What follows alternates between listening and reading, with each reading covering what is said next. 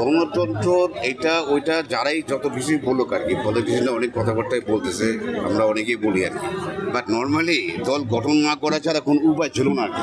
অনেক কিছুই যে 5ই আগস্টের পরে যেইভাবে আমরা আশা করছিলাম যে দেশটা যাওয়ার কথা ছিল আর কি, আসলে দেশটা সেভাবে যাচ্ছে না। যার জন্য আমরা বাধ্য হয়েছি যে আমাদের কিছু করার। আমাদের সেনাবাহিনী রিটায়ার বলেন, আমাদের বৈষম্যবিরোধী ছাত্র আন্দোলনের ছেলেরা বলেন, আমাদের শহীদ পরিবারে বলেন, আমরা সবাই মিলে একটাই, জুলাইকে তাবিজ বানাইতে আর দেবো না।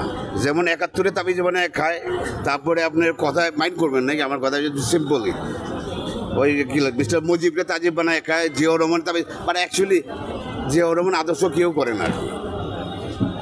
বাট আমাদের জুলাই যেটা, এই জুলাইটাকে কেউ যেন আদর্শ না করে খায় আপনার এটা পরিবর্তনটা। আমি সব কিছু বলবো না, আপনি দেখেন না, ওয়েট, জুলাই থেকে শুরু, জুলাই 1 তারিখ থেকে শুরু, আপনি দেখেন না। চাকরিচ্যুত আর সাবেক রিটায়ার, আপনি যে মিনিংটা করতে যাচ্ছেন, সাবেক বলতে কোনো কিছু না। যখন সরকারি চাকরিতে আপনি ঢুকেন তখন আপনি ওয়াদা করেন, বুঝতে পারছেন? বাংলাদেশে গত 17 বছর অনেক কিছু হয়েছে, বুঝতে পারছেন, অনেক কিছু হয়েছে যেগুলো আপনার সামনেরা দেখতে পারবেন।